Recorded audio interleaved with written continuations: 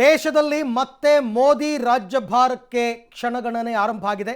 ಈ ನಿಟ್ಟಿನಲ್ಲಿ ಮೊದಲ ಹೆಜ್ಜೆ ಮತ್ತು ಕೊನೆಯ ಒಂದು ಪ್ರಯತ್ನಗಳು ಕೂಡ ಈಗ ದೆಹಲಿಯಲ್ಲಿ ನಡೀತಾ ಇದೆ.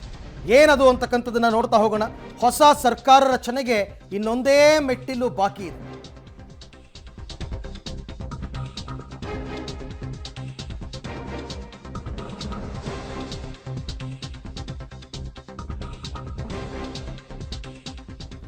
ಮತ್ತೆ ಮೂರನೇ ಬಾರಿಗೆ ಮೋದಿಯವರ ರಾಜ್ಯಭಾರ ಇನ್ನೇನು ಕೆಲವೇ ದಿನಗಳಲ್ಲಿ ಆರಂಭ ಆಗುತ್ತೆ. ಹೊಸ ಸರ್ಕಾರ ರಚನೆಗೆ ಇನ್ನೊಂದೇ ಮೆಟ್ಟಿಲು ಬಾಕಿ ಇದೆ. NDA ಮೈತ್ರಿಕೂಟದಲ್ಲಿ ಸರ್ಕಾರ ರಚನೆಯ ಕಸರತ್ತು ಬಿರುಸನ್ನು ಪಡ್ಕೊಂಡಿದೆ. ಯಾಕೆಂದರೆ BJPಗೆ ಬಹುಮತ ಬಂದಿಲ್ಲದ ಕಾರಣ ಮಿತ್ರ ಪಕ್ಷಗಳನ್ನು ಸೇರಿಸಿಕೊಂಡು ಈಗ ಅವರು ಅಧಿಕಾರವನ್ನು ನಡೆಸಬೇಕಾಗುತ್ತೆ. ಅಂದರೆ NDA ಒಕ್ಕೂಟ. ಹಾಗಾಗಿ ಕೆಲವು ಪಕ್ಷಗಳು ಕೆಲವೊಂದು ಡಿಮಾಂಡ್ಸ್ಗಳನ್ನ ಇಟ್ಟಿದ್ದಾರೆ. ಎಲ್ಲವನ್ನ ಸರಿಪಡಿಸಿಕೊಂಡು ಕೊನೆಯದಾಗಿ ಸಂಸದೀಯ ಮಂಡಳಿ ಸಭೆಯ ನಂತರ ಪ್ರಧಾನಿ ಮೋದಿಯವರು ರಾಷ್ಟ್ರಪತಿಗಳನ್ನು ಭೇಟಿಯಾಗಿ ಸರ್ಕಾರ ರಚನೆಗೆ ಹಕ್ಕು ಮಂಡನೆಯನ್ನ ಮಾಡ್ತಾರೆ.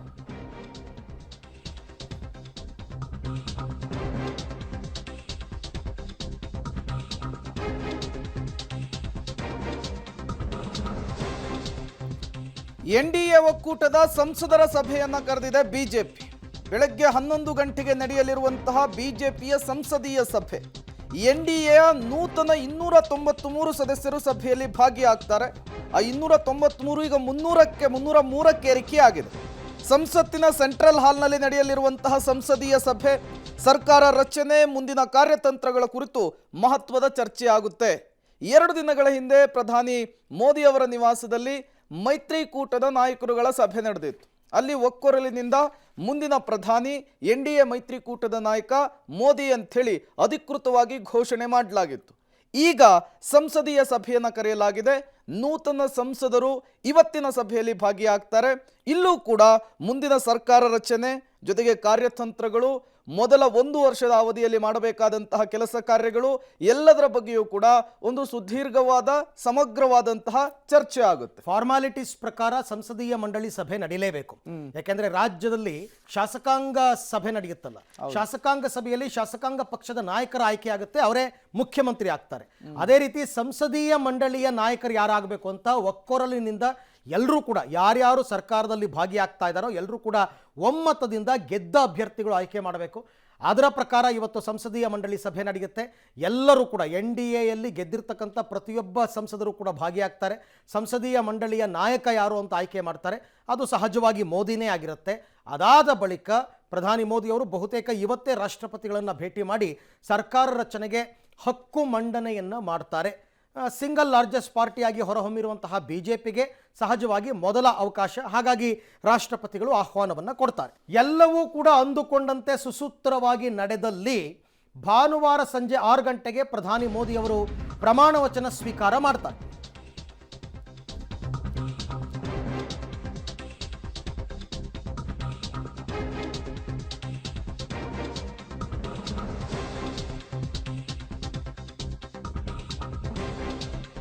ಭಾನುವಾರ ಸಂಜೆ ಮೋದಿ ಪ್ರಮಾಣ ವಚನ ಅಂತ ಹೇಳ್ತಾ ಇದ್ದಾರೆ. ಸರ್ಕಾರ ರಚನೆಗೆ ಹಕ್ಕನ್ನು ಮಂಡಿಸಲಿದ್ದಾರೆ ಪ್ರಧಾನಿ ಮೋದಿ. ರಾಷ್ಟ್ರಪತಿ ದ್ರೌಪದಿ ಮುರ್ಮು ಅವರನ್ನ ಭೇಟಿಯಾಗಿ ಹಕ್ಕು ಮಂಡನೆಯನ್ನ ಮಾಡ್ತಾರೆ. ಇವತ್ತು ಸಂಜೆ ರಾಷ್ಟ್ರಪತಿಯನ್ನ ಭೇಟಿಯಾಗ್ತಾರೆ ಅಂತಕ್ಕಂಥ ಮಾಹಿತಿ ಇದೆ. ಹಕ್ಕು ಪ್ರತಿಪಾದನೆಯ ವೇಳೆ NDA ಮೈತ್ರಿ ನಾಯಕರು ಕೂಡ ಉಪಸ್ಥಿತರಿರ್ತಾರೆ ಅಂತಕ್ಕಂಥ ಮಾಹಿತಿ ಸದ್ಯಕ್ಕೆ ಲಭ್ಯವಾಗ್ತಾ ಇದೆ. ಸಹಜವಾಗಿ ಅವರು ಕೂಡ ಸರ್ಕಾರದ ಭಾಗವಾಗ್ತಾ ಇರೋದ್ರಿಂದ NDA ಮಿತ್ರ ಪಕ್ಷಗಳ ನಾಯಕರು, ಉದಾಹರಣೆಗೆ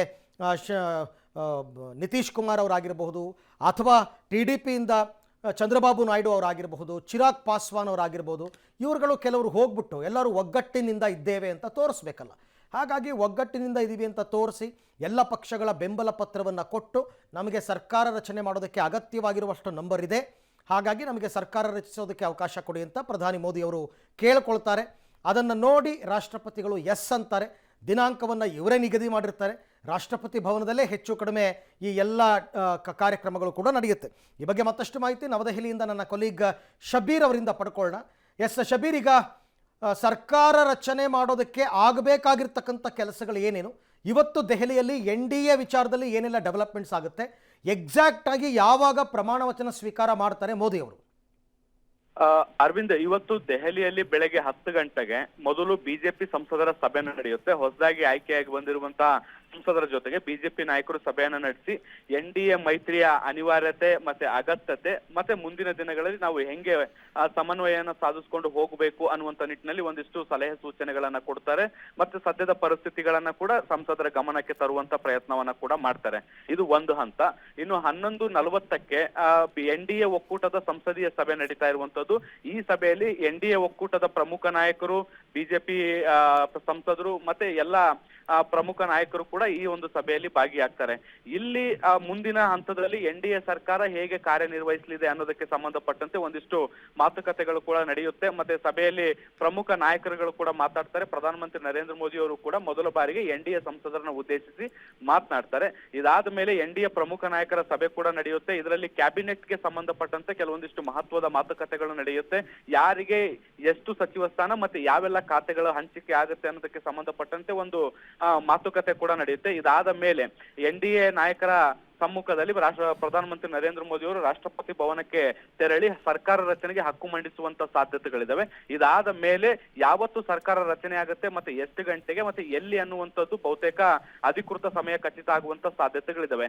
ಈಗ ಮೂಲಗಳ ಮಾಹಿತಿಗಳು ಸಿಗ್ತಾ ಇರುವಂತದ್ದು ಭಾನುವಾರ ಸಂಜೆ 6 ಗಂಟೆಗೆ ರಾಷ್ಟ್ರಪತಿ ಭವನದಲ್ಲಿ ಕಾರ್ಯಕ್ರಮ ನಡೆಯುತ್ತೆ ಅನ್ನುವಂತ ಮಾಹಿತಿಗಳು ಬರ್ತಾ ಇದಾವೆ. ಇದು ಇನ್ನಷ್ಟೇ ಅಧಿಕೃತ ಆಗ್ಬೇಕಾಗಿದೆ. Aravind, okay, thank you.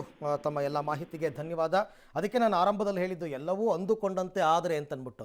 ಇವತ್ತು ಸಂಸದೀಯ ಸಭೆಯಲ್ಲಿ ಏನೇನಾಗುತ್ತೋ ಗೊತ್ತಿಲ್ಲ, ನೋಡೋಣ. ಇವತ್ತು ಕನ್ಫರ್ಮ್ ಆಗ್ತಕ್ಕಂಥ ಸಾಧ್ಯತೆ ಇದೆ.